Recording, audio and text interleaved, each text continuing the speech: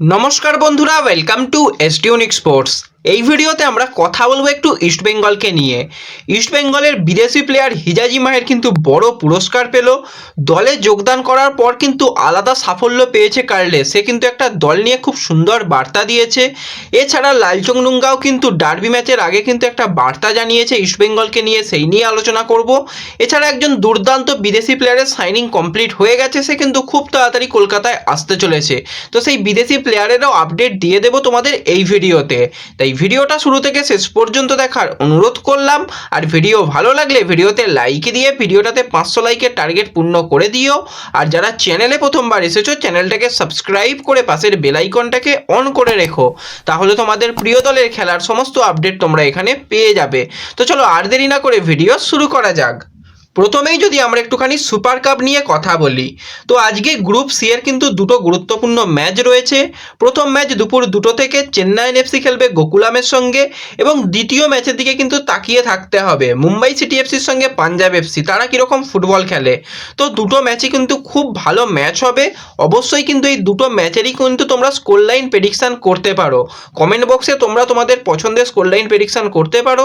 যাদের score line prediction মিলে যাবে তাদের নাম কিন্তু ফেসবুক পেজে নেওয়া হবে, তাই মনে করে কিন্তু এই ম্যাচ দুটোর স্কোর লাইন প্রেডিকশান করে যেও। এরপর যদি আমরা সরাসরি ইস্ট বেঙ্গল নিয়ে কথা বলি, তো ইস্ট বেঙ্গলের বিদেশি প্লেয়ার 26 বছর বয়সী জর্ডানের সেন্টার ব্যাক হিজাজি মাহের ডিফেন্সের অন্যতম স্তম্ভ হয়ে দাঁড়িয়েছে। সেটা সুপার কাপেও আমরা দেখতে পাচ্ছি, আইএসএলেও দেখতে পাচ্ছি।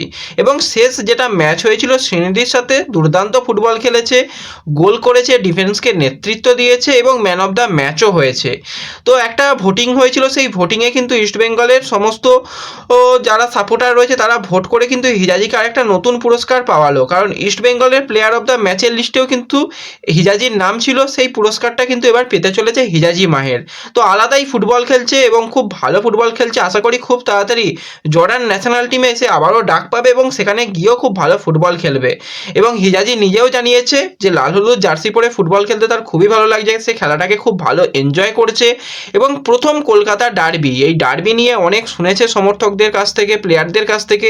তো প্রথম ডার্বি খেলার জন্য সে নিজেকে একদম শক্তিশালীভাবে তৈরি করছে এবং প্রথম ডার্বি ম্যাচটা সে কিন্তু জিততে চাইছে। তো আশা করি সে আরও ভালো ফুটবল খেলবে এবং প্রথম ম্যাচই সে জিততে পারবে। এরপর যদি আমরা ইস্ট বেঙ্গলের আরও একজন ইন্ডিয়ান প্লেয়ারকে নিয়ে কথা বলি, সেটা হচ্ছে 23 বছর বয়সী ভারতীয় সেন্টার ব্যাকের প্লেয়ার লালচংডুঙ্গা, যে কিন্তু বর্তমানে জাতীয় দলের শিবিরে গেছে।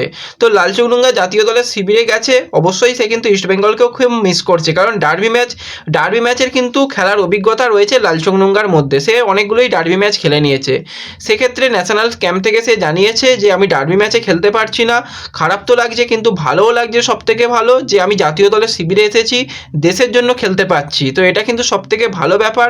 আশা করি আমাদের ইস্ট বেঙ্গল ভালো ছন্দে রয়েছে, প্লেয়াররা ভালো ফুটবল খেলছে এবং যদি একটা ভালো তারা ফুটবল খেলতে পারে অবশ্যই কিন্তু ডার্বি ম্যাচ জিতে আমরা পরবর্তী সেমিফাইনালে কোয়ালিফাই করতে পারবো। কোচের ওপর ভরসা আছে, কোচ নির্দিষ্ট পরিকল্পনায় এই ম্যাচটাকে দেখছে।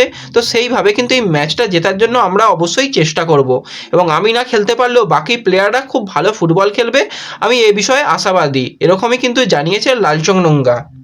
এরপরে যদি আমরা ইস্ট বেঙ্গলের কোচ কার্লোস কোয়াদ্রাতকে নিয়ে কথা বলি, তো কোচকে কিন্তু একটা আলাদা পরিকল্পনা করে দীর্ঘমেয়াদী চুক্তিতে সাইন করানো হয়েছে। কারণ ফিউচারের কথা ভেবে দলের পারফরমেন্স প্রতি বছরই খারাপ হতো, সেই জন্যই কিন্তু একজন অভিজ্ঞ কোচকে আনা হয়েছে, যে কিন্তু এর আগে ভারতের মাটিতে অন্যতম সফল কোচ।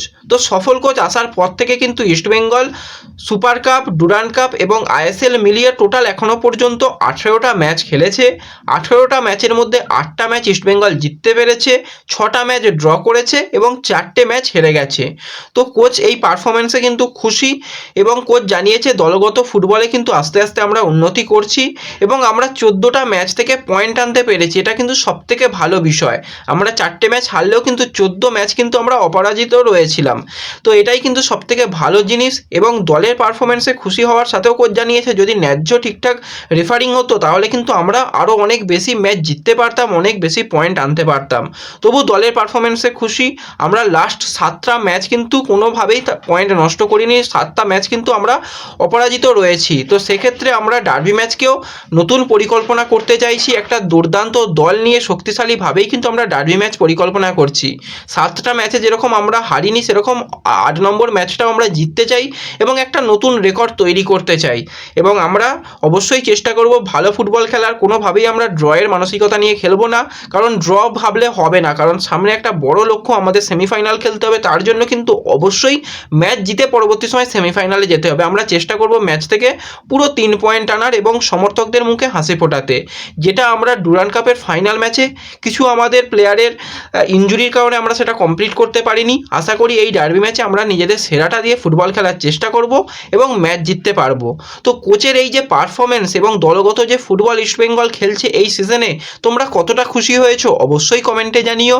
এবং কোচের সাথে কি দীর্ঘমেয়াদী আরও পরিকল্পনা করা উচিত ইস্টবেঙ্গলের, সেই বিষয় নিয়েও কিন্তু তোমরা অবশ্যই কমেন্টে জানাতে পারো। এরপর যদি আমরা একজন বিদেশি প্লেয়ারকে নিয়ে কথা বলি, 28 বছর বয়সী রাশিয়ার রাইট উইঙ্গারের প্লেয়ার ইভজেনি কজলভ। তো এই প্লেয়ারটাকে কিন্তু সাইন করিয়ে নিয়েছে আমাদের বাংলার আরেক প্রধান মোহামেডান, এবং তোমাদের জানিয়েছিলাম তারা কিন্তু একজন উইঙ্গার প্লেয়ারকেই চেষ্টা করছে। এবং এই প্লেয়ার কিন্তু রাশিয়ার ন্যাশনাল টিমেরও বয়সভিত্তিক টুর্নামেন্টে আন্ডার 18, আন্ডার 19 এবং আন্ডার 21 দলে রীতিমতন ফুটবল খেলেছে, গোলও করেছে। তো বর্তমানে ফ্রি প্লেয়ার রয়েছে, মার্কেট ভ্যালু 2.4 কোটি টাকা। তো ক্লাব কেরিয়ারে কিন্তু বেশ কিছু বড় বড় ক্লাবে তার খেলার অভিজ্ঞতা রয়েছে এবং প্রিমিয়ার লিগেও কিন্তু সে ম্যাচ খেলেছে। টোটাল ক্লাব কেরিয়ারে 273 ম্যাচ খেলে উইঙ্গার প্লেয়ার হিসাবেও কিন্তু সে গোল করেছে 54টা, 29টা অ্যাসিস্ট করেছে। তো অন্যতম একটা সেরা সাইনিং কমপ্লিট করে নিয়েছে মোহামেডান, এবং বয়সটাও কম। তো আমরা যে বিষয় নিয়ে বারবারই কথা বলি যে বিদেশি প্লেয়ার মানেই স্প্যানিশ প্লেয়ার বা বিদেশি প্লেয়ার মানেই অস্ট্রেলিয়ান প্লেয়ার, সেটা কিন্তু নয়। ভালো ভালো প্লেয়ার কিন্তু আরও আনতে হবে। যেরকমভাবে ইস্টবেঙ্গল জর্ডান এলসের মতন প্লেয়ারের পরিবর্তে আর এক জর্ডান থেকে প্লেয়ার এনেছে হিজাজি মাহের, সে কিন্তু খুব ভালো ফুটবল খেলছে। অন্যান্য অনেক দেশের ফুটবলাররাও খুব ভালো ফুটবল খেলছে। তো সেই রকমভাবে কিন্তু একটা খুব ভালো সাইনিং কমপ্লিট করে নিয়েছে চার্নিসভ, এবং চার্নিসভ চাইছে তার দলকে এবছর চ্যাম্পিয়ন করতে, এবং তারা আরও 2জন ভারতীয় প্লেয়ারকে চেষ্টা করছে, 2জন ভারতীয় প্লেয়ারকে যাতে সই করানো যায় এবং পরবর্তী সিজনে তারা যেরকম ধারাবাহিক ভালো ফুটবল খেলছে সেই ভালো ফুটবল খেলে চ্যাম্পিয়ন হয়ে পরবর্তী সিজনে আইএসএলে আসতে। তো আমরাও আশা করি পরবর্তী সিজনে অবশ্যই মোহামেডান আইএসএলে আসুক। ত্রিন প্রধান আগে যেরকম ফুটবল খেলতো, দাপিয়ে ফুটবল, সেই ফুটবল আমরা দেখতে পাই। আবারও অনেকগুলো ডার্বি ম্যাচ আমরা দেখতে পারবো, এটাই কিন্তু সবথেকে ভালো হবে, এবং ভারতীয় ফুটবলের সঙ্গে সঙ্গে আমাদের বাংলা ফুটবলের জন্য সেটা খুব ভালো হবে। তো এই বিদেশি প্লেয়ারের সাইনিং কমপ্লিট হয়ে গেছে, অফিসিয়াল কনফার্মেশনও তোমরা খুব তাড়াতাড়ি পেয়ে যাবে। তো দেখা যাক কত তাড়াতাড়ি এই বিদেশি প্লেয়ার কলকাতায় পা রাখে। তো এই ভিডিওতে এইটুকুই ছোট্ট আপডেট তোমাদের সঙ্গে শেয়ার করার ছিল। ভিডিও ভালো লাগলে ভিডিওতে লাইক করে দিও, চ্যানেলে প্রথমবার এলে চ্যানেলটাকে সাবস্ক্রাইব করে দিও, ফেসবুক পেজ থেকে যারা ভিডিওটা দেখছো পেজটাকে ফলো করে নিও, এবং ভিডিও সকলের সঙ্গে শেয়ার করে দিও।